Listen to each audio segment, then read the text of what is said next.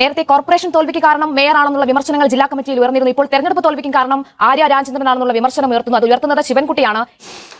മേയറൂട്ടി പാവ, എത്ര ആട്ടി വിട്ടാലും വീണ്ടും വലിഞ്ഞു കയറി ചെല്ലും. അങ്ങനെ ഒന്ന് ശിവൻകുട്ടി അണ്ണൻ്റെ വണ്ടിയിലും വലിഞ്ഞു കയറി ചെന്നു. സ്നേഹം കൊണ്ട്. പക്ഷെ ആ സ്നേഹത്തിന് മുന്നിൽ ശിവൻകുട്ടി അണ്ണൻ തോറ്റുപോയി. ഒരൊന്നൊന്നര തോൽവി. കുഞ്ഞാവ എന്നെ തോൽപ്പിച്ച് കളഞ്ഞേ എന്ന് പറഞ്ഞ് നെഞ്ചത്തടിക്കുക ഇപ്പൊ ശിവൻകുട്ടി അണ്ണൻ. ആര്യ രാജേന്ദ്രനെ വിമർശിച്ച വി ശിവൻകുട്ടി മേയർ എന്ന നിലയിലുള്ള പ്രവർത്തനം അവമതിപ്പുണ്ടാക്കി. ആര്യയെ കാറിൽ കയറ്റിയാൽ സ്ത്രീകൾ പോലും എതിർത്തു. അല്ലെങ്കിൽ തന്നെ അപ്പൂപ്പൻ 9899% തോൽവി ഉറപ്പിച്ചിരുന്നതാ. കുഞ്ഞാവ ചെന്ന് അതങ്ങ് ഭംഗിയായിട്ട് നടത്തിക്കൊടുത്തു.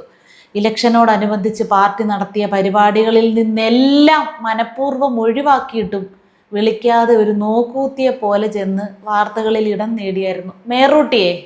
എക്സ് മേയറൂട്ടി യദുവിൻ്റെ വയറ്റത്തടിച്ച് വാർത്തയിൽ ഇടം പിടിച്ചില്ലേ, അതുപോലെ ഏറിലാകുക അല്ല വൈറലാകുക. എന്നാൽ അത് പണ്ടേ കുഞ്ഞാവയ്ക്കൊരു ദൗർബല്യമാണ്.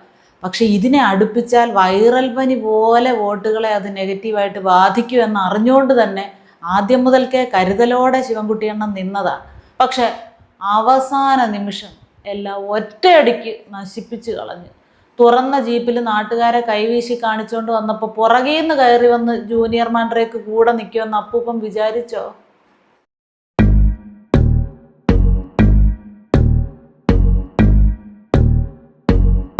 പാവം, അറിയാതെ പോലും ആ ഇടതുവശത്തോട്ടൊന്നും നോക്കാതിരിക്കാൻ പരമാവധി ശ്രദ്ധിച്ച ആ മനുഷ്യൻ ജീപ്പെ മുറുകെ പിടിച്ചുകൊണ്ട് നിന്നത് കണ്ടോ? പാവം, കരുതൽ എല്ലാ അസ്ഥാനത്തായി പോയല്ലോ അണ്ണാ. ജൂനിയർ മാൻഡ്രേക്ക് പണി കൊടുത്ത്. തെരഞ്ഞെടുപ്പ് തോൽവിക്കും കാരണം ആര്യ രാജചന്ദ്രനാണെന്നുള്ള വിമർശനം ഉയർത്തുന്നു. അത് ഉയർത്തുന്നത് ശിവൻകുട്ടിയാണ്. അപ്പൂപ്പനെ കുറ്റപ്പെടുത്തിയിട്ട് കാര്യമില്ല. 1500 മേലെ ഭൂരിപക്ഷം കിട്ടുന്ന മുടവൻമുകള് ഇത്തവണ 5 വോട്ടോ മറ്റോ കിട്ടിയത്. മാൻഡ്രേക്കുകളുടെ ഒരു പവറേ. അപ്പൂപ്പൻ തോറ്റപ്പിയിട്ടപ്പോൾ ആണ് കുഞ്ഞാവ പ്രശ്നക്കാരിയാണെന്ന് പൂർണ്ണമായിട്ടും അപ്പൂപ്പന് ബോധ്യപ്പെട്ടത്. മുൻപ് പറഞ്ഞത് എന്തായിരുന്നു എന്നുകൂടി നോക്കാം. അതായത് കോർപ്പറേഷൻ കൈവിട്ട് പോയപ്പോൾ അന്ന് ആര്യമോളെ സപ്പോർട്ട് ചെയ്ത് അപ്പൂപ്പൻ സംസാരിച്ചത്. തോറ്റപ്പോൾ ഇതെല്ലാ കുറ്റവും കൂടെ കൊണ്ട് മേയറുടെ തലയിൽ ചാരാം, ജയിച്ചിരുന്നെങ്കിൽ നല്ല മേയർ എന്നുള്ള നിലയിൽ നമുക്ക് കാണാൻ വേണ്ടി പറ്റില്ല. ഇത്രയേ ഉള്ളൂ മനുഷ്യൻ്റെ കാര്യം. പറഞ്ഞ വാക്കല്ലേ മാറ്റി പറയാൻ പറ്റൂ അല്ലേ? മന്ത്രിയാക്കാൻ വെച്ചിരുന്ന മുതൽ തന്നെ അണ്ണൻ്റെ മന്ത്രി കസേര തെറിപ്പിച്ചപ്പോൾ പിന്നെ നിലമറന്ന് സംസാരിക്കാതിരുന്നാലല്ലേ അത്ഭുതമുള്ളൂ. ഏതായാലും ഇതോടുകൂടി കുഞ്ഞാവയുടെ രാഷ്ട്രീയ ജീവിതത്തിൻ്റെ കാര്യത്തിൽ കൃത്യമായ ഒരു ധാരണയുണ്ടായി. പി ദിവ്യ സഖാവിനെ പോലെ ഇനി സ്വന്തം വാർഡിൽ ആരുടെയെങ്കിലും മീൻകുളമോ മത്തങ്ങ വിളവെടുപ്പോ ഒക്കെ ഉദ്ഘാടനം ചെയ്യാൻ ചെന്ന് ഒരു മൈക്ക് എങ്ങാനും കിട്ടിയാ കിട്ടി എന്ന് പറയാം. എക്സ് കുഞ്ഞാവ ഏതായാലും ഭർത്താവിനെയും അപ്പൂപ്പനെയൊക്കെ ഒന്നിച്ച് തോൽപ്പിച്ച കാര്യത്തിൽ വിജയിച്ചു. ആ കാര്യത്തിൽ വിജയിച്ചു കേട്ടോ.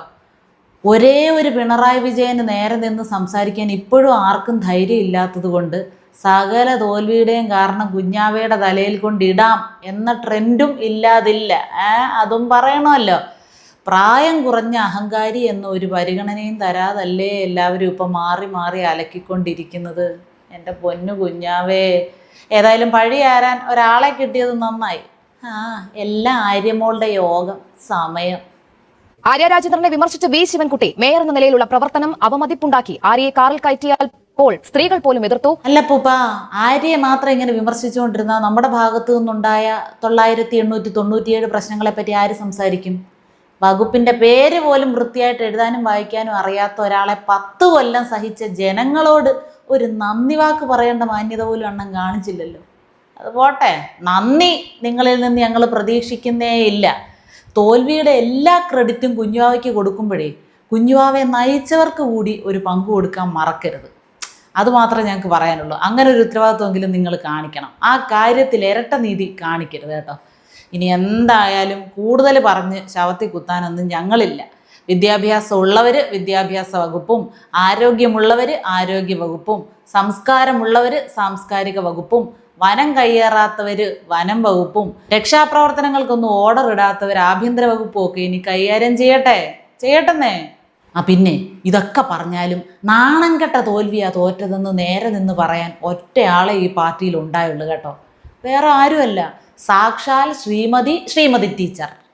ഇത്രയും നല്ല കാര്യങ്ങൾ 10 വർഷക്കാലം വികസനത്തിന്റെ രംഗത്ത് സമാനതകളില്ലാത്ത വികസനം, നിങ്ങൾക്ക് ഓരോരുത്തർക്കും സമാനതകളില്ലാത്ത വികസനം സാധ്യമായി എന്നത് സത്യം. പിന്നെ ഊരാളുങ്കലിനും അതൊക്കെ വീണ്ടും വീണ്ടും മാധ്യമങ്ങൾക്ക് മുന്നിൽ വന്ന് നിന്ന് പറയുന്നത് എന്തിനാ ടീച്ചറെ?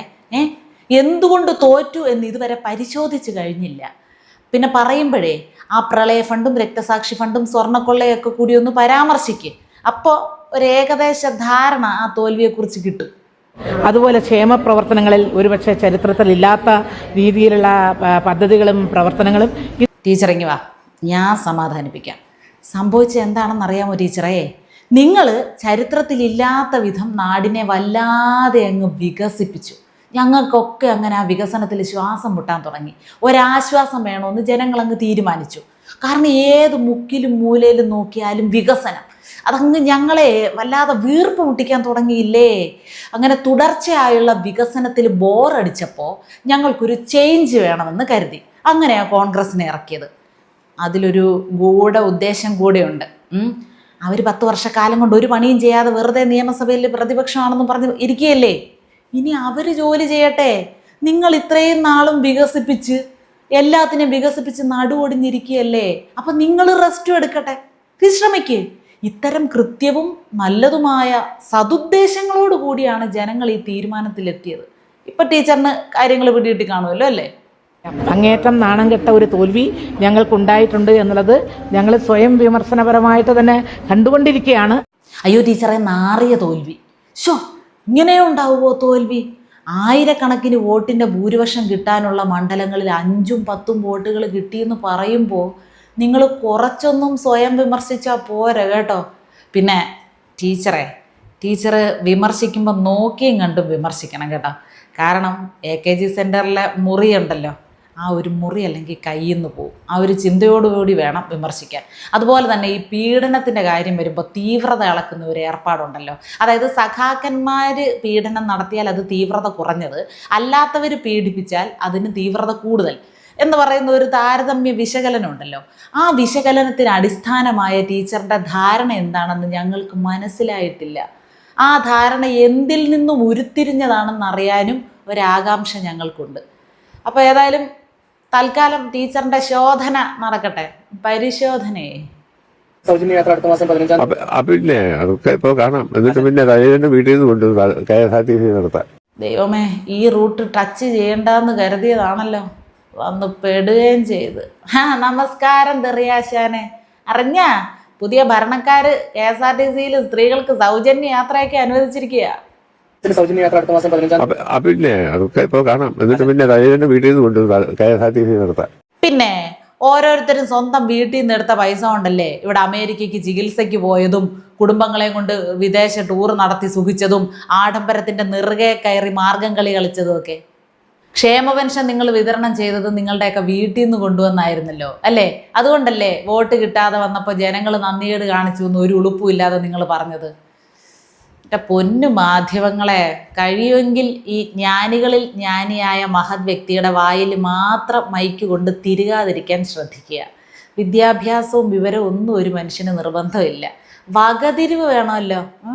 അത് കുറച്ചുള്ളവരുടെ അടുത്തൊക്കെ ചെന്ന് പ്രസക്തമായ ചോദ്യങ്ങളോ അഭിപ്രായങ്ങളോ ഒക്കെ ചോദിക്കണേ, ദയവ് ചെയ്ത്.